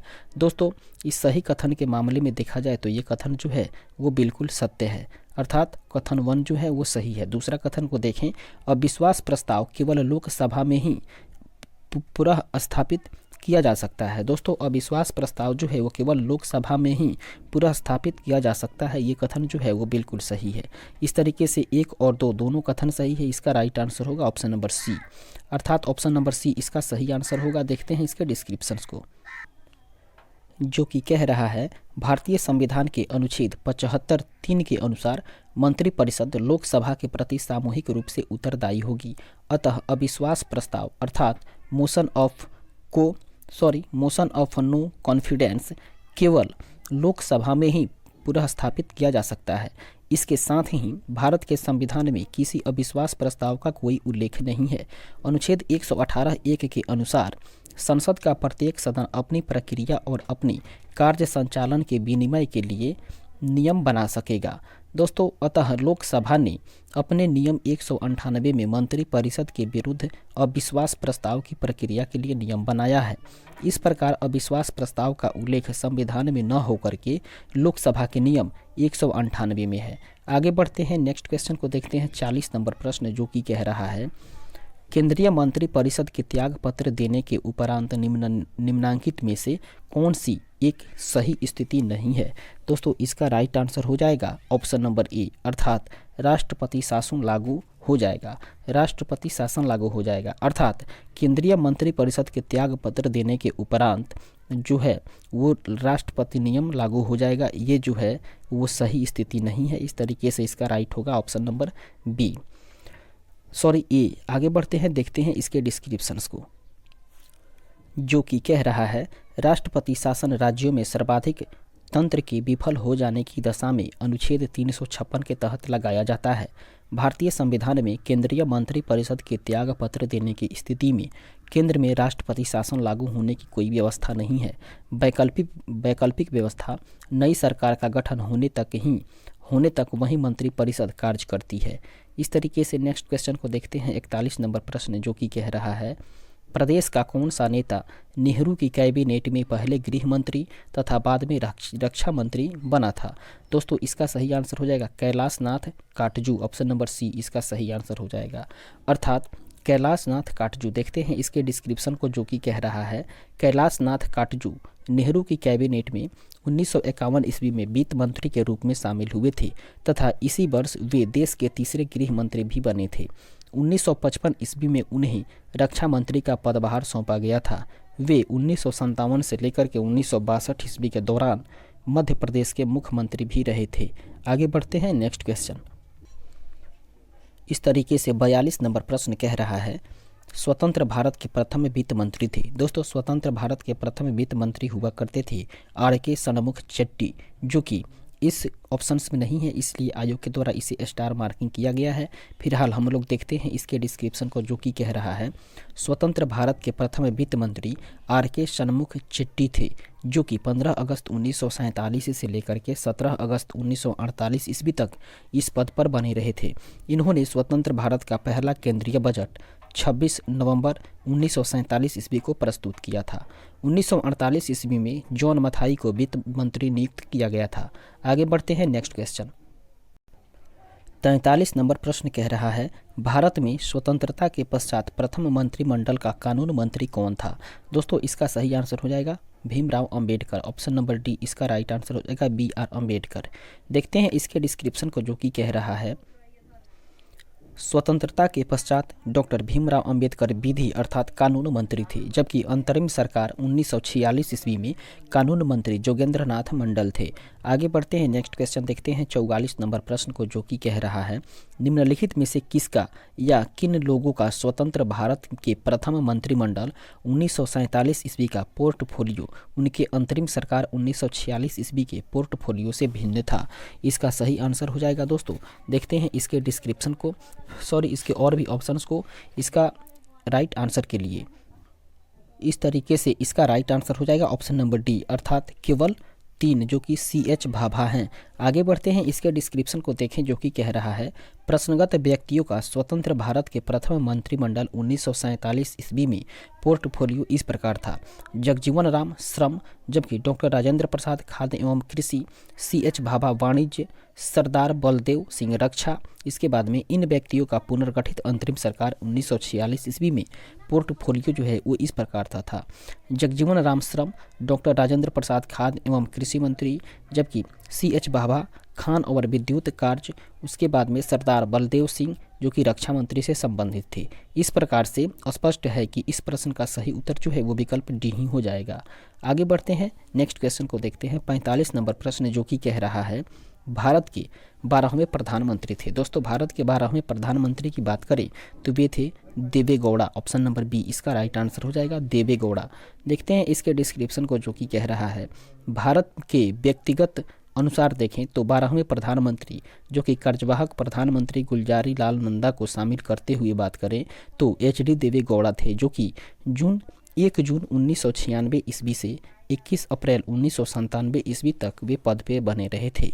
इस संदर्भ में वर्तमान प्रधानमंत्री नरेंद्र मोदी देश के 15वें प्रधानमंत्री हैं। भारत के प्रधानमंत्री की आधिकारिक वेबसाइट पर भी नरेंद्र मोदी का 15वें प्रधानमंत्री के रूप में उल्लेख है। आगे बढ़ते हैं, देखते हैं अगले प्रश्न को। 46 नंबर प्रश्न जो कि कह रहा है 46 नंबर प्रश्न कह रहा है प्रधानमंत्रियों को उनके कार्यकाल के साथ सुमेलित कीजिए। दोस्तों एक तरफ प्रधानमंत्रियों की चार्ट दी गई है और दूसरी तरफ उनके कार्यकाल को दिया गया है और उसमें सही मिलान करना है। सबसे पहले देखते हैं दोस्तों देवे गौड़ा के बारे में। तो देवे गौड़ा का जो शासनकाल हुआ करता था दोस्तों, उनका कार्यकाल हुआ करता था, उनका कार्यकाल था 1990 से 91 में, अर्थात एक का मिलान हो जाएगा सी से। जबकि बात करें चंद्रशेखर के बारे में, जो चंद्रशेखर का कार्यकाल था दोस्तों 1997 से 98, अर्थात बी का मिलान 2 का मिलान हो जाएगा ई से। और इसके बाद में बात करें दोस्तों, यहाँ पे कुछ मिस प्रिंटिंग हो गई है, कुछ गलती हो गई है। फिर से हम लोग इसको एक बार फिर से देखते हैं। देखें इसके कार्यकाल को तो दोस्तों सबसे पहले है देवे गौड़ा। देवे गौड़ा का जो कार्यकाल है दोस्तों वो हो जाएगा 1996-97 अर्थात एक का मिलान हो जाएगा डी से। जबकि बात करें दूसरे के बारे में, दूसरे पे हैं चंद्रशेखर, इनका मिलान हो जाएगा दोस्तों 1990-91 अर्थात दो का मिलान हो जाएगा सी से। इसके बाद देखते हैं दोस्तों तीसरे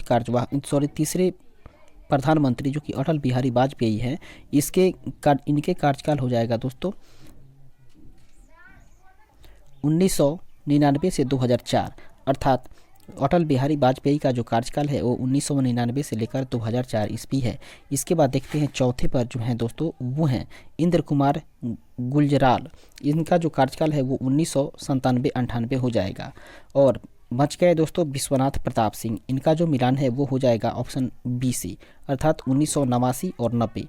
इस प्रकार से इसके कूट को देखें तो दोस्तों इसके कूट के अनुसार इसका राइट आंसर हो जाएगा ऑप्शन नंबर डी। देखते हैं इसके डिस्क्रिप्शन को जो कि कह रहा है ऑप्शन नंबर डी के साथ इसका सही आंसर होगा। देखते हैं इसके डिस्क्रिप्शंस को। इस प्रकार से सही सुमेलन जो है वो इस प्रकार से है दोस्तों। एच.डी. देवेगौड़ा जो कि 1 जून 1996 से 21 अप्रैल 1997 ईस्वी तक। चंद्रशेखर की बात करें तो 10 नवंबर 1990 से 21 जून 1991 ईस्वी तक। अटल बिहारी वाजपेयी का कार्यकाल रहा था 19 मार्च 1998 से लेकर के 22 मई 2004 ईस्वी तक। वहीं इंद्र कुमार गुजराल की बात करें तो 21 अप्रैल 1997 से लेकर के 19 मार्च 1998 ईस्वी तक। और विश्वनाथ प्रताप सिन्हा की बात करें तो 2 दिसंबर 1989 से लेकर के 10 नवंबर 1990 ईस्वी तक। इस तरीके से देखें दोस्तों, उल्लेखनीय है कि अटल बिहारी वाजपेयी उपयुक्त अवधि के पूर्व 16 मई 1996 से लेकर के 1 जून 1996 की संक्षिप्त अवधि के लिए भी देश के प्रधानमंत्री रहे थे। इस तरीके से अगले प्रश्न को देखें। 97 नंबर प्रश्न जो कि कह रहा है निम्नलिखित में से कौन एक से अधिक बार प्रधानमंत्री नियुक्त हुए हैं। इसका राइट आंसर हो जाएगा दोस्तों उपयुक्त में सभी अर्थात ऑप्शन नंबर डी इसका सही आंसर होगा। अर्थात जवाहरलाल नेहरू, इंदिरा गांधी, गुलजारी लाल नंदा और अटल बिहारी वाजपेयी ये जो है दोस्तों ये भारत के लिए एक से अधिक बार प्रधानमंत्री नियुक्त हो चुके हैं। इस तरीके से इसका राइट आंसर होगा ऑप्शन नंबर डी उपयुक्त में सभी। आगे बढ़ते हैं और देखते हैं इसके डिस्क्रिप्शन को जो कि कह रहा है दिए गए सभी व्यक्ति एक से अधिक बार प्रधानमंत्री नियुक्त हुए हैं, जिनमें गुलजारी लाल नंदा 2 बार कार्यवाहक प्रधानमंत्री भी रहे हैं। आगे बढ़ते हैं 48 नंबर प्रश्न जो कि कह रहा है निम्नलिखित में से किन्होंने अपने राजनीतिक जीवन में भारत के प्रधानमंत्री का पद एक बार से अधिक समयांतर के बाद सुशोभित किया है। दोस्तों इसके राइट आंसर की बात करें तो इसका सही आंसर हो जाएगा गुलजारी लाल नंदा, इंदिरा गांधी और अटल बिहारी वाजपेयी अर्थात 3, 4 और 5। देखते हैं इसके ऑप्शंस को दोस्तों। कूट के अनुसार इसका राइट आंसर जो है वो हो जाएगा ऑप्शन नंबर सी अर्थात 3, 4 और 5 क्रम के जो हैं वे अर्थात गुलजारी लाल नंदा, इंदिरा गांधी और अटल बिहारी वाजपेयी ये एक से अधिक बार समयांतर के बाद अपना पद सुशोभित कर चुके हैं भारत के प्रधानमंत्री के तौर पर। आगे बढ़ते हैं और इसके डिस्क्रिप्शन को देखें जो कि कह रहा है पंडित जवाहरलाल नेहरू के प्रधानमंत्रित्व काल के समयांतराल नहीं था। दोस्तों गुलजारी लाल नंदा पहली बार 27 मई 1964 ईस्वी से 9 जून 1964 ईस्वी तक एवं दूसरी बार 11 जनवरी 1966 से लेकर के 24 जनवरी 1966 ईस्वी तक 2 समयांतराल में भारत के कार्यवाहक प्रधानमंत्री हुए थे। इंदिरा गांधी 1966 एवं 1980 में, जबकि अटल बिहारी वाजपेयी पहली बार 1996 में और दूसरी बार 1998 में 2 समयांतरालों में भारत के प्रधानमंत्री हुए थे। इस प्रकार से विकल्प सी जो है वो सही उत्तर हो जाएगा। 49 नंबर प्रश्न कह रहा है भारत के किस प्रधानमंत्री की मृत्यु देश के बाहर हुई थी। इसका राइट आंसर होगा दोस्तों लाल बहादुर शास्त्री अर्थात लाल बहादुर शास्त्री की मृत्यु प्रधानमंत्री के तौर पर देश से बाहर हुई थी। ऑप्शन नंबर सी इसका राइट आंसर हो जाएगा। इसके डिस्क्रिप्शन को देखें जो कि कह रहा है भारत के द्वितीय प्रधानमंत्री लाल बहादुर शास्त्री की मृत्यु देश के बाहर ताशकंद जो कि वर्तमान में उज्बेकिस्तान की राजधानी है वहाँ पर 11 जनवरी 1966 ईस्वी को हुई थी। आगे बढ़ते हैं अगले प्रश्न को देखते हैं 50वें नंबर प्रश्न को जो कि कह रहा है निम्नलिखित राज्यों एवं उनके संबंधित मुख्यमंत्रियों का मिलान करें जो भारत के प्रधानमंत्री बने हैं। दोस्तों पहले और दूसरे कॉलम को मिलान करना है। सबसे पहले बात करते हैं दोस्तों कॉलम ए के बारे में, जिसमें कि कह रहा है पीवी नरसिम्हा राव। दोस्तों पीवी नरसिम्हा राव जो हैं वो अविभाजित आंध्र प्रदेश नामक नगर से अपना संबंध रखते थे, जबकि मुरारजी देसाई की बात करें तो मुरारजी देसाई जो हैं दोस्तों वो संबंध रखते थे अपना बम्बई से, जबकि देवे गौड़ा जो हैं वो देवे गौड़ा अपना संबंध रखते थे दोस्तों कर्नाटक से, जबकि चौधरी चरण सिंह हुआ करते थे अविभाजित उत्तर प्रदेश के, और नरेंद्र मोदी जो हैं वो गुजरात के हुआ करते थे। इस तरीके से इसके ऑप्शंस को देखें तो ऑप्शंस के अनुसार इसका सही आंसर हो जाएगा दोस्तों ऑप्शन नंबर डी। देखते हैं इसके डिस्क्रिप्शन को। इस तरीके से इसका डिस्क्रिप्शन कह रहा है सही सुमेल के अनुसार दोस्तों पीवी नरसिम्हा राव जो कि अविभाजित आंध्र प्रदेश से अपना संबंध रखते थे, जबकि मुरारजी देसाई बम्बई से, देवे गौड़ा कर्नाटक से और चरण सिंह अविभाजित उत्तर प्रदेश से, जबकि नरेंद्र मोदी गुजरात से संबंध रखते थे। आगे बढ़ते हैं, देखते हैं 51 नंबर प्रश्न जो कि कह रहा है निम्नलिखित में से कौन भारत के प्रधानमंत्री बनने से पूर्व, अर्थात निम्नलिखित में से कौन भारत के प्रधानमंत्री बनने से पूर्व किसी भी राज्य के मुख्यमंत्री नहीं रहे हैं। इसका सही आंसर होगा दोस्तों चंद्रशेखर, ऑप्शन नंबर सी इसका राइट आंसर होगा। इसके डिस्क्रिप्शन की बात करें तो कह रहा है चंद्रशेखर प्रधानमंत्री बनने से पूर्व किसी भी राज्य के मुख्यमंत्री नहीं रहे थे, जबकि देवे गौड़ा कर्नाटक के, पीवी नरसिम्हा राव आंध्र प्रदेश के तथा मुरारजी देसाई जो हैं वो महाराष्ट्र के मुख्यमंत्री रह चुके थे। चरण सिंह की बात करें तो वे उत्तर प्रदेश के मुख्यमंत्री रहे थे। इस तरीके से आगे बढ़ते हैं नेक्स्ट क्वेश्चन।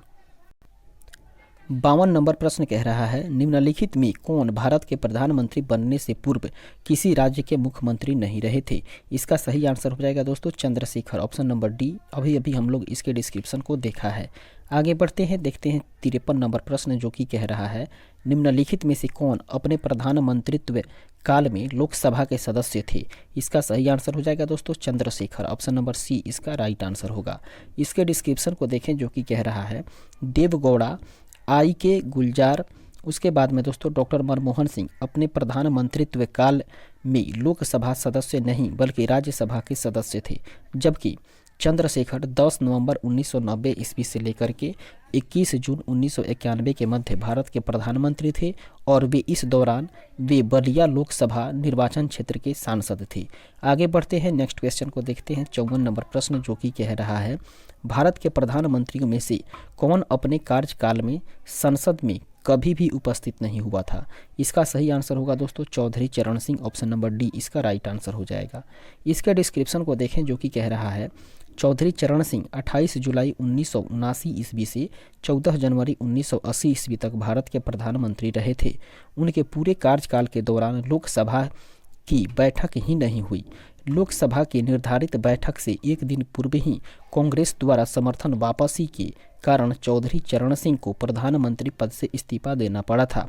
अन्य तीनों प्रश्नगत प्रधानमंत्री अपने कार्यकाल में संसद में उपस्थित हुए थे।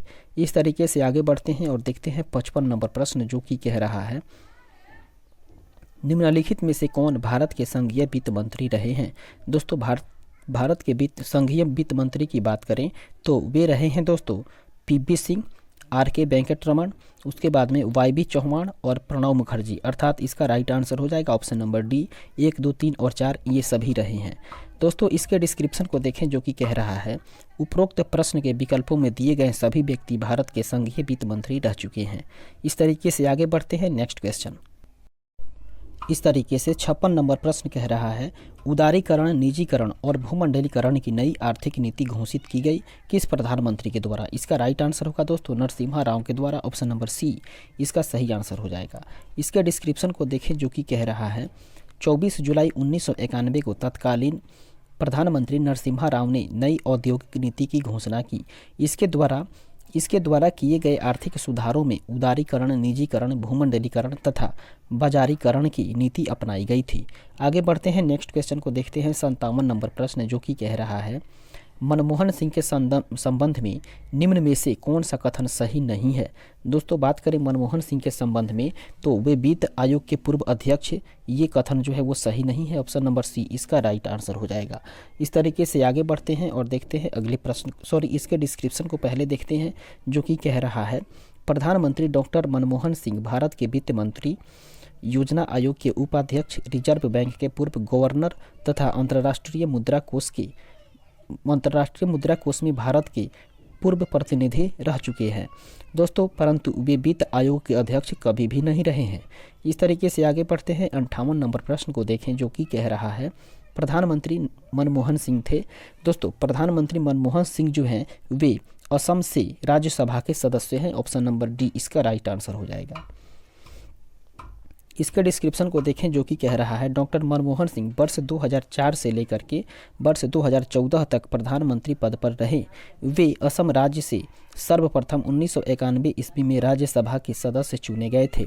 इसके पश्चात वे लगातार असम से ही 1996, 2001 एवं 2007 तथा 2013 में राज्यसभा के सदस्य बने। वर्तमान 2019 की बात की जा रही है दोस्तों, वर्तमान अर्थात 2019 में वे राजस्थान से राज्यसभा के सदस्य हैं। इस तरीके से आगे बढ़ते हैं और देखते हैं अगले प्रश्न को। 59 नंबर प्रश्न जो कि कह रहा है निम्न वाक्यों का अध्ययन कीजिए। दोस्तों पहला कथन जो है वो कह रहा है मंत्री नीति बनाते हैं और लोक सेवक उसका क्रियान्वयन करते हैं। कथन जो है दोस्तों वो कह रहा है मंत्री नीति बनाते हैं और लोक सेवक उनका क्रियान्वयन करते हैं। ये कथन जो है दोस्तों वो बिल्कुल सही है। और इसके कारण की बात करें तो कारण कह रहा है संसदीय प्रणाली में मंत्रियों का उत्तरदायित्व का सिद्धांत कार्य करता है। इसका कारण जो है वो भी बिल्कुल सही है। इस तरीके से कथन और कारण दोनों सही है, लेकिन इसको देखने से ये पता चलता है कि कथन जो है वो कारण का सही स्पष्टीकरण नहीं कर रहा है। फिलहाल देखते हैं इसके ऑप्शंस को। इसका राइट आंसर हो जाएगा दोस्तों ऑप्शन नंबर बी, अर्थात कथन और कारण दोनों सही है किंतु कथन कारण का सही स्पष्टीकरण नहीं है। आगे बढ़ते हैं और देखते हैं इसके डिस्क्रिप्शन को जो कि कह रहा है कथन और कारण दोनों सही है किंतु कारण कथन का सही स्पष्टीकरण नहीं है। मंत्रियों के उत्तरदायित्व के कारण अधिकारी अमानता के सिद्धांत से संरक्षित रहते हैं और अधिकारियों के द्वारा किए गए क्रियान्वयन की जिम्मेदारी अंतिम रूप से मंत्री की होती है। आगे बढ़ते हैं, देखते हैं अगले प्रश्न को। 60 नंबर प्रश्न जो कि कह रहा है निम्न कथनों पर विचार कीजिए और दिए गए कूटों में से सही उत्तर का चयन करना है। दोस्तों सबसे पहले इसके कथन को हम लोग देखते हैं। कथन ये जो है वो कह रहा है किसी व्यक्ति को उप प्रधानमंत्री कहना केवल राजनीतिक निर्णय है। दोस्तों कथन एक बार फिर से हम लोग पढ़ेंगे। कथन जो कि कह रहा है किसी व्यक्ति को उप प्रधानमंत्री कहना केवल राजनीतिक निर्णय है और इसका कारण कह रहा है वह उसे प्रधानमंत्री का कोई अधिकार प्रदान नहीं करता। इस तरीके से कथन और कारण दोनों का अध्ययन करने के बाद पता ये चलता है दोस्तों कि ए और आर अर्थात कथन और कारण जो है वो दोनों सही है, लेकिन आर अर्थात कारण जो है वो ए अर्थात कथन का सही व्याख्या नहीं कर पा रहा है। तो इस तरीके से इसके राइट आंसर की बात करें तो इसका सही आंसर हो जाएगा ऑप्शन नंबर बी, अर्थात ए और आर दोनों सही है किंतु आर ए की सही व्याख्या नहीं है। इसके डिस्क्रिप्शन को देखें जो कि कह रहा है भारतीय संविधान के किसी अनुच्छेद में उप प्रधानमंत्री के पद एवं उत्तरदायित्वों का निर्वहन का उल्लेख नहीं है। भारतीय प्रधानमंत्री के परामर्शानुसार राष्ट्रपति मंत्रिमंडल के किसी सदस्य को उप प्रधानमंत्री नियुक्त कर सकते हैं। उप प्रधानमंत्री के उत्तरदायित्वों का निर्धारण प्रधानमंत्री का विशेषाधिकार है। इस प्रकार कथन एवं कारण दोनों सही है परंतु कारण कथन की सही व्याख्या नहीं है। आगे बढ़ते हैं 61 नंबर प्रश्न जो कि कह रहा है उप प्रधानमंत्री पद का सृजन। दोस्तों उप प्रधानमंत्री पद का सृजन जो है वो संविधान के प्रावधानों से हटकर है। ऑप्शन नंबर बी इसका राइट आंसर हो जाएगा। आगे बढ़ते हैं, देखते हैं इसके डिस्क्रिप्शंस को जो कि कह रहा है उप प्रधानमंत्री का पद का उल्लेख संविधान में नहीं है तथा राजनीतिक बाध्यताओं के कारण संविधान के प्रावधानों से हटकर इस पद का सृजन किया जाता है जो कि पूर्णतः गैर संवैधानिक पद है। इस तरीके से आगे बढ़ते हैं 62 नंबर प्रश्न जो कि कह रहा है निम्नलिखित कथनों पर विचार करिए। पहला कथन है दोस्तों वो कह रहा है भारतीय संघ की कार्यपालिका शक्ति प्रधानमंत्री में निहित है जो कि सही कथन नहीं है। और दूसरा कथन है प्रधानमंत्री सिविल सेवा बोर्ड का प्रतिदिन अध्यक्ष होता है जो कि ये भी सही कथन नहीं है। इस प्रकार से ऑप्शन नंबर डी इसका राइट आंसर हो जाएगा। दोस्तों न तो एक और ना ही दो कथन सही नहीं है, अर्थात एक और दो दोनों कथन गलत है। फिलहाल देखते हैं इसके डिस्क्रिप्शन को जो कि कह रहा है भारतीय संविधान के अनुच्छेद 53(1) के अनुसार संघ की कार्यपालिका शक्ति राष्ट्रपति में निहित होगी और वह इसका प्रयोग इस संविधान के अनुसार स्वयं या अपने अधीनस्थ अधिकारियों के द्वारा करेगा। अतः कथन 1 जो है वो गलत है। कैबिनेट सचिवालय प्रधानमंत्री के प्रत्यक्ष प्रभार के तहत होता है। सचिवालय का प्रशासनिक प्रमुख कैबिनेट सचिव है, जो सिविल सेवा बोर्ड का पदेन अध्यक्ष भी होता है। इस प्रकार से कथन 2 भी है वो गलत है। आगे बढ़ते हैं, नेक्स्ट क्वेश्चन को देखते हैं। 63 नंबर प्रश्न जो कि कह रहा है, केंद्रीय सरकार के संदर्भ में निम्नलिखित कथनों पर विचार करना है। दोस्तों, केंद्रीय सरकार के संदर्भ में हम लोग बात करें पहले कथन के बारे में, तो कह रहा है भारत के संविधान में उपबंध है कि समस्त कैबिनेट मंत्री अनिवार्य रूप से केवल लोकसभा के ही आसीन सदस्य होंगे, जो कि सही नहीं है। और दूसरा कथन है केंद्रीय कैबिनेट सचिवालय संसदीय कार्य मंत्रालय के निर्देशाधीन कार्य करता है। ये कथन भी बिल्कुल गलत है, अर्थात ये भी सही नहीं है। इस तरीके से इसके ऑप्शंस की बात करें तो दोस्तों इसका राइट आंसर हो जाएगा ऑप्शन नंबर डी, अर्थात न तो 1 और ना ही 2 सही है। इसके डिस्क्रिप्शन को देखें जो कि कह रहा है भारतीय संविधान के अनुच्छेद 75(3) के अनुसार मंत्रिपरिषद लोकसभा के प्रति सामूहिक रूप से उत्तरदायी होगी। मंत्रीगण संसद के किसी भी सदन के सदस्य हो सकते हैं। अनुच्छेद 75(5) के अनुसार नियुक्त मंत्री को किसी भी सदन का सदस्य न होने पर 6 माह के भीतर किसी भी सदन का सदस्य होना अनिवार्य है, अन्यथा समयावधि बीत जाने पर वह मंत्री नहीं रह सकता। दोस्तों, केंद्रीय कैबिनेट सचिवालय सीधे प्रधानमंत्री के अधीन होता है।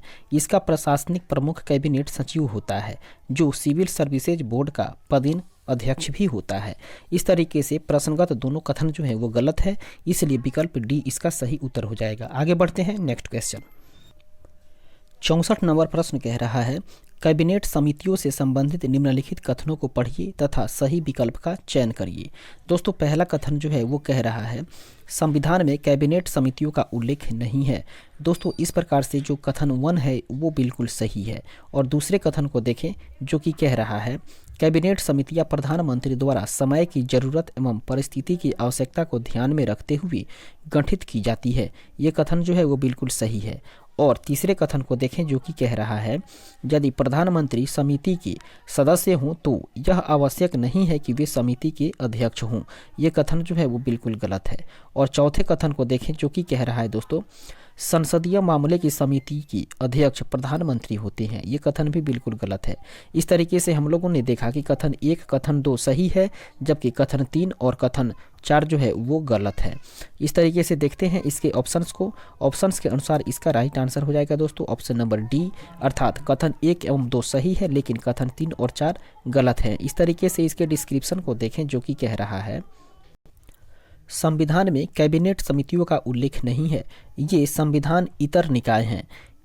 कार्य संचालन नियमों के तहत इसका गठन प्रधानमंत्री द्वारा समय की जरूरतों और परिस्थितियों की आवश्यकताओं को ध्यान में रखते हुए किया जाता है। इस प्रकार कथन 1 और 2 सही है। लेकिन बात करें दोस्तों कैबिनेट समिति जो है, कैबिनेट समिति का सदस्य प्रधानमंत्री होने पर उसकी अध्यक्षता प्रधानमंत्री द्वारा की जाती है। कोई अन्य मंत्री कैबिनेट समिति का अध्यक्ष तभी होता है यदि प्रधानमंत्री उस समिति में शामिल न हो। संसदीय मामलों की कैबिनेट समिति के प्रधानमंत्री सदस्य नहीं होता है और इसकी अध्यक्षता वर्तमान में जून 2019 में हुए पुनर्गठन के तहत रक्षा मंत्री द्वारा की जाती है। इस प्रकार जो है कथन 3 और 4 गलत है। आगे बढ़ते हैं और देखते हैं अगले प्रश्न को। नेक्स्ट क्वेश्चन 65 नंबर प्रश्न जो कि कह रहा है केंद्र सरकार में उच्चतम नागरिक सेवा अधिकारी कौन है। दोस्तों, केंद्र सरकार में उच्चतम नागरिक सेवा अधिकारी की बात करें तो वो है दोस्तों मंत्रिमंडल सचिव, ऑप्शन नंबर बी इसका सही आंसर हो जाएगा। आगे बढ़ते हैं और देखते हैं इसके डिस्क्रिप्शन को जो कि कह रहा है केंद्र सरकार में उच्चतम नागरिक सेवा अधिकारी मंत्रिमंडल अर्थात कैबिनेट सचिव होता है। अगले प्रश्न को देखें 66 नंबर प्रश्न जो कि कह रहा है निम्नलिखित संविधान संशोधनों में से कौन सा एक बताता है कि मंत्रिमंडल में कुल मंत्रियों की संख्या प्रधानमंत्री को सम्मिलित करते हुए लोकसभा के सदस्यों की कुल संख्या की 15% से अधिक नहीं है। दोस्तों, इसके राइट आंसर की बात करें तो आगे बढ़ते हैं और देखते हैं इसका सही आंसर हो जाएगा ऑप्शन नंबर बी अर्थात 51वां। देखते हैं इसके डिस्क्रिप्शन को। इसका डिस्क्रिप्शन कह रहा है 91वें संविधान संशोधन अधिनियम 2003 के द्वारा संविधान के अनुच्छेद 75 में खंड 1 क जोड़कर यह प्रावधान किया गया कि मंत्रिपरिषद में प्रधानमंत्री सहित मंत्रियों की कुल संख्या लोकसभा के कुल सदस्यों की संख्या के 15% से अधिक नहीं होनी चाहिए। इस तरह से विकल्प बी जो है वो इसका सही उत्तर हो जाएगा। आगे बढ़ते हैं, नेक्स्ट क्वेश्चन देखते हैं 67 नंबर प्रश्न, जो कि कह रहा है निम्नलिखित में से किस संवैधानिक संशोधन अधिनियम द्वारा मंत्रिपरिषद की संख्या लोकसभा के कुल सदस्यों के 15% की सीमा तक निर्धारित की गई है। इसका राइट आंसर हो जाएगा दोस्तों ऑप्शन नंबर सी, अर्थात 91वां संविधान संशोधन अधिनियम 2003। 91वां संविधान संशोधन अधिनियम 2003 के तहत ही यह बताया गया है दोस्तों कि मंत्रिपरिषद में संख्या लोकसभा के कुल सदस्यों के 15% की सीमा तक की निर्धारित की गई है। आगे बढ़ते हैं, इसके डिस्क्रिप्शन को देखें जो कि हम लोग ऊपर देख चुके हैं, और 68 नंबर प्रश्न को देखते हैं जो कि कह रहा है केंद्रीय सरकार के संदर्भ में निम्नलिखित कथनों पर विचार कीजिए। दोस्तों केंद्रीय सरकार के संदर्भ में पहला कथन जो है वो कह रहा है दोस्तों 15 अगस्त 1947 ईस्वी को केंद्र के मंत्रालयों की संख्या 18 थी, और दूसरा कथन जो है वो कह रहा है वर्तमान में केंद्र में मंत्रालयों की संख्या 36 है। इस तरीके से देखें दोस्तों सही कथन के बारे में तो इसका राइट आंसर हो जाएगा ऑप्शन नंबर ए, अर्थात केवल 1 जो है वो कथन सही है। अर्थात 15 अगस्त 1947 ईस्वी को केंद्र में मंत्रालयों की संख्या 18 थी। इसके डिस्क्रिप्शन को देखें जो कि कह रहा है 15 अगस्त 1947 ईस्वी को केंद्र में मंत्रालयों की संख्या 18 थी, और वर्तमान में केंद्र में मंत्रालयों की कुल संख्या जो है वो 51 हो चुकी है। आगे बढ़ते हैं, नेक्स्ट क्वेश्चन को देखते हैं 69 नंबर प्रश्न जो कि कह रहा है निम्नलिखित में से कौन सा आधिकारिक दस्तावेज भारत से संबंधित है। इसका राइट आंसर हो जाएगा दोस्तों श्वेत पत्र, ऑप्शन नंबर बी इसका सही आंसर हो जाएगा। इसके डिस्क्रिप्शन को देखें जो कि कह रहा है भारत में सरकार द्वारा अथवा उसके किसी मंत्रालय द्वारा किसी विषय पर विस्तृत एवं आधिकारिक विवरण श्वेत पत्र अर्थात व्हाइट पेपर के रूप में जारी किया जाता है। इस तरीके से आगे बढ़ते हैं, नेक्स्ट क्वेश्चन 70 नंबर प्रश्न कह रहा है संघीय मंत्रिमंडल का पुनर्गठन किसकी रिपोर्ट पर आधारित था। दोस्तों इसका राइट आंसर हो जाएगा Gopal Swami Iyengar, option number A इसका सही आंसर हो जाएगा। अर्थात संघीय मंत्रिमंडल का पुनर्गठन जो है वो गोपाल स्वामी अयंगर के रिपोर्ट पर आधारित था, ऑप्शन नंबर ए इसका राइट आंसर होगा। इसके डिस्क्रिप्शन को देखें जो कि कह रहा है एन गोपाल स्वामी अयंगर ने वर्ष 1949 ईस्वी में प्रस्तुत अपनी report reorganisation of government machinery में अनुशंसा की थी कि bureau of natural services and agriculture, bureau of industry and commerce, उसके बाद में bureau of transport and communication तथा bureau of labour and social services के रूप में आर्थिक और सामाजिक सेवाओं के लिए उत्तरदायी मंत्रालयों के नए समूह की स्थापना की जानी चाहिए। आगे बढ़ते हैं, देखते हैं 71 नंबर प्रश्न जो कि कह रहा है निम्नलिखित में से कौन सा या कौन से मंत्रिमंडल सचिव का या के कार्य हैं। दोस्तों बात करें कि मंत्रिमंडल सचिव के कार्य के बारे में तो दोस्तों सबसे पहले कथन को हम लोग देखते हैं जो कि कह रहा है मंत्रिमंडल बैठकों के लिए कार्य सूची तैयार करना, जो कि ये उनका कार्य है, ऑप्शन नंबर ए ये सही है। उसके बाद देखते हैं दूसरे कथन को जो कि कह रहा है मंत्रिमंडल समितियों के लिए सचिवालय होना या सचिवालयी सहायता, ये बिल्कुल सही है। और तीसरा कथन है कह रहा है मंत्रालयों को वित्तीय संसाधनों का आवंटन, ये कथन गलत है। इस तरीके से इसके राइट आंसर की बात करें तो ऑप्शन नंबर सी इसका सही आंसर हो जाएगा, अर्थात केवल 1 और 2 कथन जो है वो बिल्कुल सही है। आगे बढ़ते हैं, इसके डिस्क्रिप्शन को देखते हैं जो कि कह रहा है भारत सरकार कार्य आवंटन नियम 1961 में मंत्रिमंडल सचिवालय को नियमों की प्रथम सूची के स्थान दिया गया है। इस सचिवालय को आवंटित विषय है, पहला है मंत्रिमंडल तथा मंत्रिमंडलीय समितियों को सचिवीय सहायता, और दूसरा है कार्य के नियम। दोस्तों मंत्रिमंडल सचिवालय द्वारा मंत्रिमंडल और मंत्रिमंडलीय समितियों को उपलब्ध कराई जाने वाली सचिवीय सहायता में शामिल है। इसके बाद में देखते हैं जो कि कह रहा है पहले पॉइंट में प्रधानमंत्री के आदेश पर मंत्रिमंडल की बैठकें आयोजित करना।